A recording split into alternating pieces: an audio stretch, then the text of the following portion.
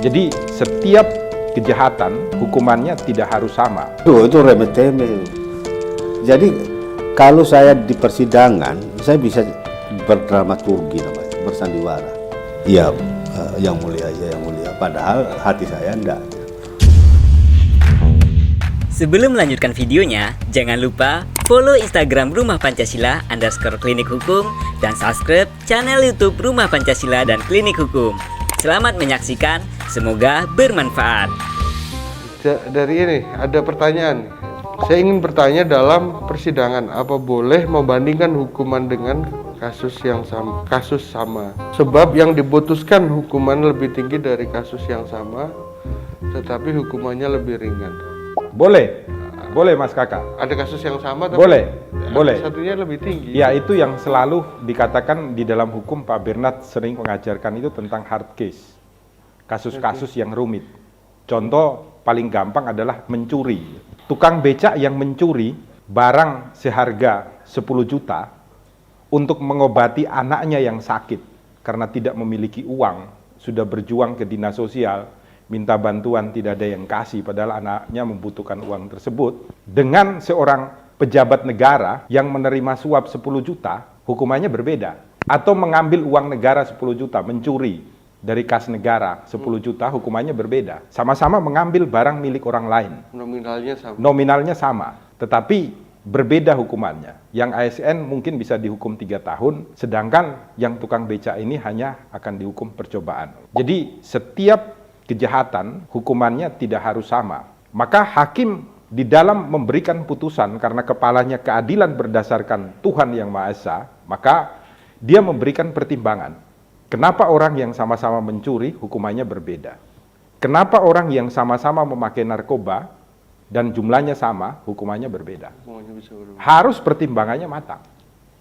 Itu harus dilakukan. Nah, rumitnya adalah sekarang semua orang merasa bahwa pekerjaannya hanya rutinitas. Jaksa itu menuntut hanya barang 0, sekian, saya nuntutnya sekian. Hakim mutusnya ya hanya itu. Tidak ada pertimbangan moralitas. Memang kalau kita minta kepada negara tidak ada kewajiban, tapi kalau pengadilan hakim memiliki kewajiban. Makanya hiasan di pengadilan itu, lambang pengadilan itu adalah 5 sila Pancasila. Itu peta jalan Anda di dalam memutus sebuah perkara gitu loh. Ketika kita membuat regulasi atau aturan, itu kita berada juga di bawah lambang Pancasila dan Garuda. Tidak pernah ditaati oleh anggota DPR, tidak pernah ditaati oleh bupati, wali kota, gubernur, dan lain sebagainya. Itu, Mas. Jadi hukumannya tidak harus sama. Pemberian bantuan juga tidak harus sama. Makanya ada istilah di dalam hukum, sebuah teori keadilan dari Socrates, kepada yang sama diberikan sama, kepada yang berbeda diberikan berbeda. Sama-sama anak, kalau yang satu cacat, yang satu sehat, perhatian akan lebih besar kepada yang cacat atau difabel. Kalau ada anak umur 5 tahun, TK, sangunya mungkin hanya 2.000 perak untuk dia beli balon dan mainan. Anak yang kuliah diberikan sangu 1 hari 50.000. Berbeda, tetapi itu adil. Terima kasih. Dalam kasus yang sama. Mungkin bisa disempurnakan, Pak. Gimana, Om? Kan biasanya gini, Om, kan di putusan itu dulu saya sering meliput, kan ada pertimbangan meringankan, pertimbangan. Ya, aja soal remeh-temeh gitu. Nah, itu gimana? Maksudnya penjelasan? Aduh, itu remeh-temeh. Jadi kalau saya di persidangan, saya bisa berdramaturgi namanya, bersandiwara. Iya, yang mulia aja yang mulia. Padahal hati saya enggak. Kok itu yang dipakai sebagai dasar pertimbangan meringankan? Atau kalau saya membantah setiap keterangan, membantah atau menjawab pertanyaan hakim dengan kritis, saya dianggap sebagai kurang kooperatif. Bukan gitu. Seorang dihukum berdasarkan satu, tingkat pencelaan perbuatan. Yang kedua, niat jahatnya seberapa tinggi. Yang ketiga, masa depannya seperti apa. Orang ini perlu dibina berapa tahun. Itu harus menjadi dasar pertimbangan. Itu karena kita namanya pemasyarakatan. Orang yang bersalah perlu dibina. Dia butuh berapa tahun? Mungkin Pak Yosef butuh 2 tahun. Saya butuh 1,5 tahun. Mas Eka mungkin butuh 10 tahun. Itu harus diterangkan. Mengapa dasar apa yang kita pakai untuk mengatakan bahwa dia butuh 10 tahun? Dari track record.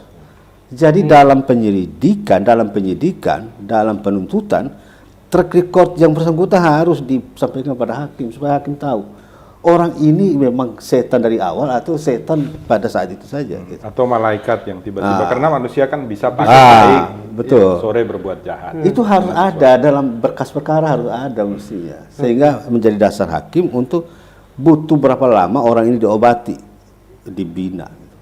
Semuanya melalui alat bukti, Mas Kakak.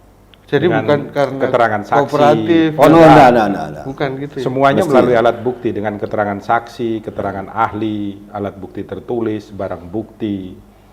Nah, kalau keterangan ahli kan bisa saja dari ulama, dari pendeta, Dari psikolog. untuk memberikan sebuah argumen kepada hakim. Kemudian hakim memakai itu sebagai bukti petunjuk, boleh. Jadi yang diterangkan Pak Bernard semua itu rumusannya melalui alat bukti yang hadir di sidang. Dan juga pengalaman hakim ya. Jadi di dalam objektif kehidupan dia sehari-hari. dalam mengambil keputusan. Jangan tiba-tiba 6 tahun lalu udah ada penjelasan. Oke, terima kasih sudah terjawab. Akun Negarawan Indonesia cukup panjang tadi dibahas juga. Sadar-sadarlah, hai penegak hukum. Ruang sidang bukan penyiksa kebenaran. Sadar-sadarlah, hai penegak hukum. Ruang sidang bukan pembunuh keadilan. Karena ruang sidang adalah untuk kebangkitan